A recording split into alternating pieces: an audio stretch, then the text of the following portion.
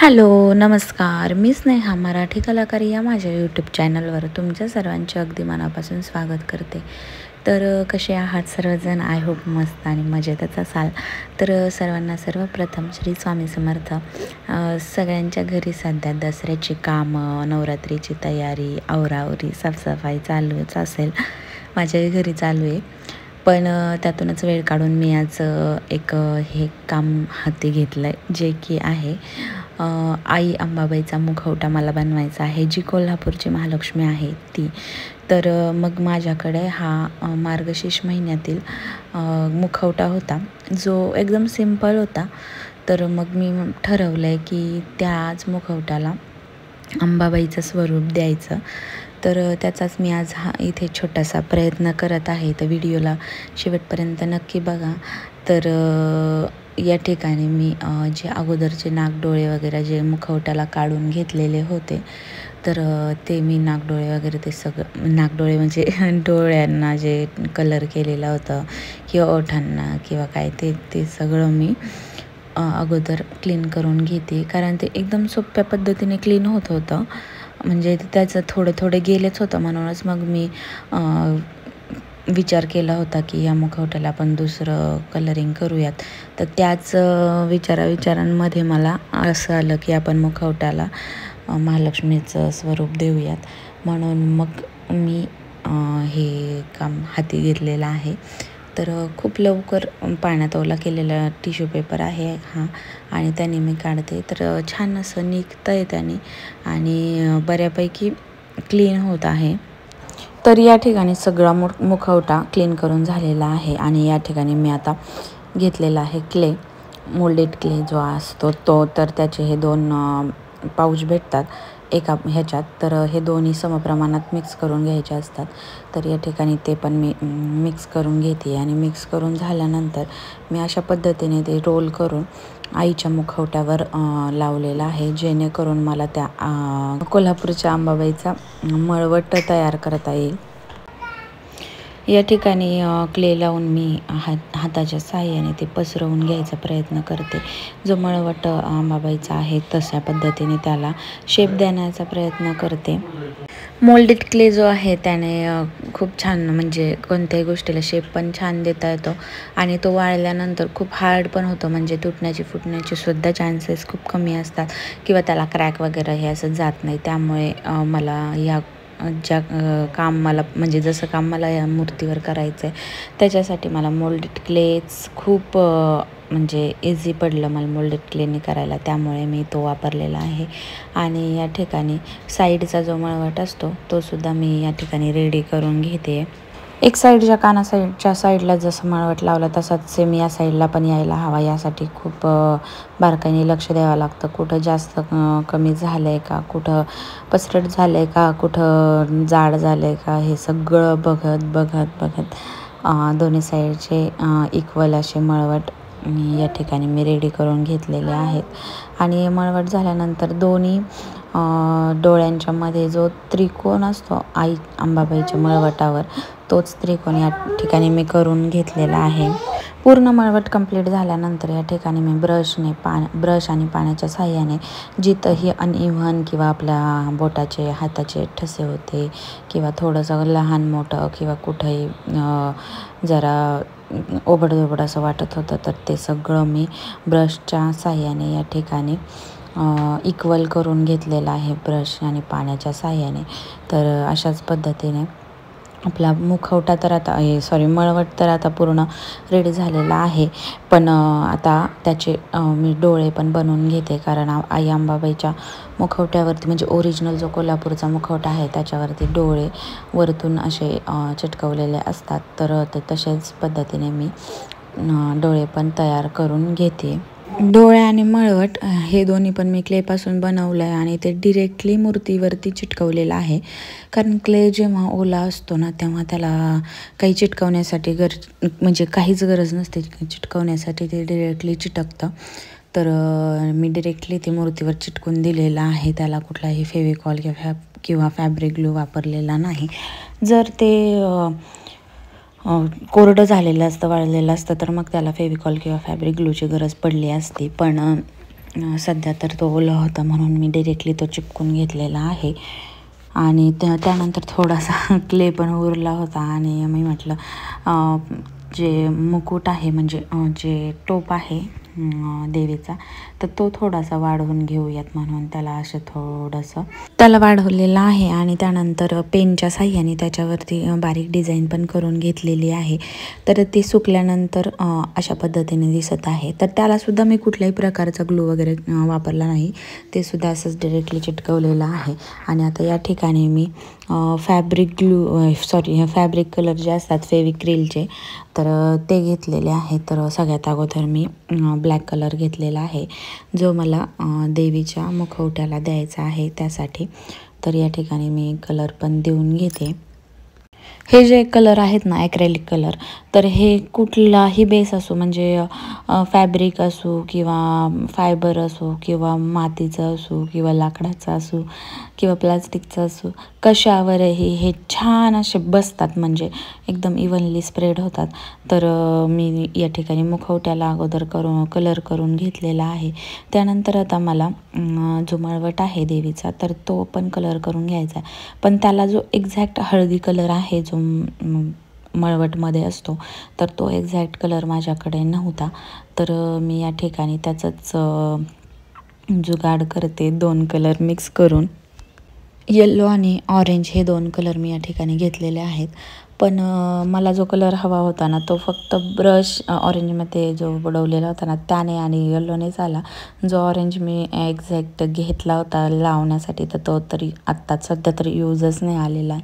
तर या ठिकाणी मी आता मळवटसुद्धा कलर करून घेते. तर मळवटाला आणि खालच्या ह्याला पण आणि सगळ्याच ह्याला मी डबल कोट केलेला आहे. तर डबल कोटमुळे काय होतं, ते एक्झॅक्ट ते जो आपल्याला कलर द्यायचा आहे तो इन्हान्स होऊन येतो. किंवा मग ह्या सगळ्याच्या अगोदर ह्याला व्हाईट कलर दिला असता तर त्याने अजून जास्त इन्हान्स झालं असतं. पण मला क्ले पण जरा बऱ्यापैकी व्हाईटच वाटला आणि जो ब्लॅक कलरचा जो मुखवट्याला कलर दिला त्याच्याखाली तर व्हाईट कलरचाच ऑलरेडी बेस होता, त्यामुळे मग मी व्हाईट कलर दिलेला नाही. नाहीतर याच्या अगोदर जर व्हाईट कलर दिला तर सगळा कलर छान असा इन्हान्स होऊन येतो. तर फिनिशिंग वगैरे सगळं व्यवस्थित बघत हा मी मळवटाचा पूर्ण कलर आता कंप्लीट करून घेतलेला आहे. मळवटाचा कलर देऊन झाल्यानंतर मी बाकीचा पण जेवढी काही स्पेस राहिली आहे त्याच्यावर त्याला पण ब्लॅक कलर करून घेते. तर मला हे ॲक्च्युली गोल्डन करायचं होतं, पण मला त्याला थोडासा असा अँटिक लुक पण द्यायचा होता. म्हणजे जर मी प्रॉपरली सगळंच गोल्डन केलं असतं ना, तर त्याला एवढं काही म्हणजे त्याचं जे टेक्स्चर आहे त्या मुखवट्यावर किंवा त्याच्या जे छान बारीक नक्षीकाम केलेलं आहे, तर ते एवढं उठून आलं नसतं. म्हणून मग मी त्याच्यासाठी हे केलेलं आहे की त्याला अगोदर सगळीकडे ब्लॅक कलर करून घेतला आहे. पूर्ण मुखवट्याला मळवट आणि डोळे सोडून बाकी सगळीकडे ब्लॅक कलर करून घेतला. आणि मळवट केल्यानंतर जे काही खाली येल्लो वगैरे लागलं होतं तर ते सुद्धा मी टचअप त्याचे करून घेतलेले आहेत. आणि त्यानंतर ब्लॅक कलर पूर्णपणे वाळल्यानंतर मी या ठिकाणी जे माझ्याकडे शीट होतं प्लास्टिकचं, त्याच्यावरती गोल्डन कलर टाकून त्यामध्ये स्पंज बुडवलेला आहे.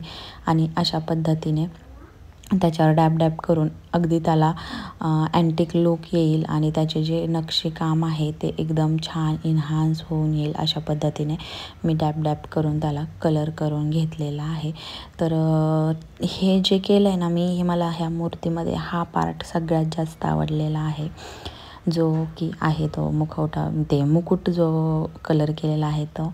आणि त्याचबरोबर आपण जो वरती क्लेची जी जॉईंट दिला होता, तर ते सुद्धा बिलकुल असा वाटत नाही आहे की आपण जॉईंट वगैरे दिला आहे किंवा काय. तर ते सुद्धा त्याच्या त्या खालच्या नक्षीमध्ये किंवा त्याच्या त्या खालच्या डिझाईनमध्ये छान असं इन्हान्स झालेला आहे किंवा मॅचअप झालेला आहे. त्यामुळे ते जॉईंट दिला आहे हे बिलकुलच वाटत नाही आहे. कारण खालीसुद्धा जे तुम्ही पाहू शकता की कानाच्या आणि त्याच्या साईडला ज्याची जी लास्ट लेअर आहे त्याच्यावर सेम डिझाईन आहे आणि तीच सेम डिझाईन मी वरती पण केलेली आहे. तर या ठिकाणी पूर्ण मुकुट कलर करून झाला, मुखवट्याला कलर करून झाला, त्यानंतर मळवट पण झाला. तर आता शेवटी राहिले आहेत डोळे. त्या डोळ्यांना अगदी हळूवारपणे एकदम जीव मुठीत आणून जसं म्हणतात कलर करत म्हणजे मी कलर करत होते, कारण अगदी हळूवारपणे त्याला ते कलर केलं. नाहीतर तो जर कलर खाली परत काळ्यावर आला असता तर मला परत काळ्याचे टचअप मारावे लागले असते आणि काळा मारताना परत काळ्याचे हे डोळ्यावरती ते ब्रशचं थोडंफार का होईना हे लागलं असतं. तर त्यामुळे मी हा जो व्हाईट कलर आहे तो खूप हळूवार वगैरे दिलेला आहे आणि ह्याचे मी 2 कोट दिले होते. तर या ठिकाणी डोळ्यांचा पूर्ण कलर करून झाल्यानंतर डोळ्यांच्या साईडला जर मूर्तीचं तुम्ही एकदम निरखून पाहिली ना तर डोळ्यांच्या साईडला एकदम व्हाईट डोळे आहेत आणि दोन्ही साईडला थोडंसं असं पिंकिश त्यांनी इफेक्ट दिलेला आहे. तर मी त्यासाठी या ठिकाणी थोडासा पिंक कलर साईडला काढून घेतलेला आहे आणि तो डिरेक्टली डोळ्यावर न देता त्याच्यात थोडंसं पाणी मिक्स करून आणि ब्रश पण अगदी खूप डॅब करून अगदी थोडंसं पिंक इफेक्ट येईल एवढंच मी त्याच्यावरती ते कलर लावलेला आहे. खूप जास्त डार्क वगैरे असं काही केलेलं नाही. तुम्ही पाहू शकता की एकदम असा रिअलिस्टिक लुक येतो आहे डोळ्यांना, कारण दोन्ही साईडला थोडं मी पिंक टाकलेलं आहे आणि ते पिंक टाकल्यामुळे ना एकदम असं ते डोळे खरेच आहेत किंवा देवीचे आहेत असं म्हणजे भास होतो आहे. तर छान वाटतो आहे तो पिंक कलर दिलेला. आणि त्यानंतर पिंक कलर झाल्यानंतर देवीचे जे डोळ्याच्या हे आहेत आयबॉल्स, तर ते बनवण्यासाठी या ठिकाणी ब्लॅक कलर घेतलेला आहे आणि एकदम छोट्या साईजचा ब्रश घेऊन त्याच्यात फक्त डॉट आहे थोडा मोठ्या आकारातला, तर तशा पद्धतीचा डॉट मी या ठिकाणी बनवून घेते. तर तो डॉट बनवायला लागलाच असं लगेचच ते डोळा जाणवला मला देवीचा. तर तुम्हाला पण जाणवला का की एक्झॅक्ट डोळा तयार झाला असं? जर असं जाणवलं असेल तर मला कमेंट करून सांगा. तर मला तर जाणवलं आणि आता तर असं वाटतं आहे की एक्झॅक्ट देवीच माझ्याकडे पाहती आहे असं मला वाटत होतं आणि इतका सुंदर मुखवटा तयार झाला होता. तर मला खूप जास्त हा मुखवटा आवडलेला आहे आणि एकदम असं वाटतं की एक्झॅक्ट देवीचं रूप देवीच आपल्या घरी अवतरली किंवा देवीचं रूप आपल्या घरी अवतरले असं वाटत होतं. तर या ठिकाणी मी डोळे वगैरे करून झाल्यानंतर देवीला टिकली लावते, कारण का तो जो आकार आहे टिकलीचा तो एक्झॅक्ट येण्यासाठी. कारण किती नाही म्हणलं ना आपण ब्रशने करायला गेलं ना कुठं लहान मोठं किंवा बारीक मोठं होणारच. त्यामुळे मी या ठिकाणी टिकली लावली आणि टिकली लावल्यानंतर तर देवी साक्षातच अवतरली असं वाटत होतं. तर छान अशी टिकली पण सेट करून घेतली, ते थोडीशी पण वाकडी नको आहे किंवा काही नको आहे म्हणून. आणि ही टिकली जी आहे त्याचा ना चॉकलेटी कलर होता. तर चॉकलेटी कलर मला एवढा काही त्याच्यावरती आवडत नव्हता, त्याच्यामुळे मग मी त्या टिकलीवरती कलर करायचं ठरवलं. तर मी टिकलीवरती आता एकदम छोट्याशा ब्रशने कलर करून घेते, जो की आहे रेड कलर मी टिकलीवरती देते. आणि टिकलीवरती कलर करून झाल्यानंतर तर टिकली भारीच दिसते. अंबाबाईची मूर्ती जर तुम्ही पाहिली तर त्याच्यावरती भरपूर वेगळ्या प्रकारचे नक्षे म्हणजे ते करत असतात. सलग एक प्रकारची नक्षी त्याच्यावरती कधीच नसते. तर मी या ठिकाणी चंद्रकोर केलेली आहे आणि चंद्रकोरच्या खाली एक आडवी लाईन दिलेली आहे आणि त्या चंद्रकोरच्या मध्ये एक असा पानाचा शेप असतो तसा शेप ड्रॉ केलेला आहे. म्हणजे मी पाहिलेल्या बऱ्याचशा ह्याच्यामध्ये असं काहीतरी वेगळं असं केलेलं असतं त्यांच्या जे कुंकू असतं त्याचं. तर मी अशा पद्धतीने हे केलेलं आहे आणि आता आपला पूर्ण मुखवटा रेडी झालेला आहे. तर त्याच्यासाठी मी टाळ्या वाजवत होते, तर खूप खुश होते. तर या ठिकाणी तुम्ही पाहू शकता फायनल लुक. आणि ओठांचं म्हणाल तर ओठांचं मेन मूर्तीवर ओठांना त्यांनी कसल्याच प्रकारचं केमिकल वगैरे काही लावलेलं नाही, म्हणजे लिपस्टिक वगैरे. ती पाषाणाची मूर्ती आहे त्यामुळे त्यांनी ओठावरती लिपस्टिक नाही आहे. तर अशाच पद्धतीने रेडी झालेला आहे आपला आई अंबाबाईचा म्हणजे महालक्ष्मीचा मुखवटा. तर तुम्हाला कसा वाटला? जर आवडला असेल तर व्हिडिओला एक लाईक शेअर आणि माझ्या चॅनललाही सबस्क्राईब करायला विसरू नका. तर पुन्हा भेटूया अशा छानशा आणि नवनवीन व्हिडिओसोबत. तोपर्यंत बाय बाय. व्हिडिओ शेवटपर्यंत पाहिल्याबद्दल धन्यवाद आणि सर्वांना श्री स्वामी समर्थ.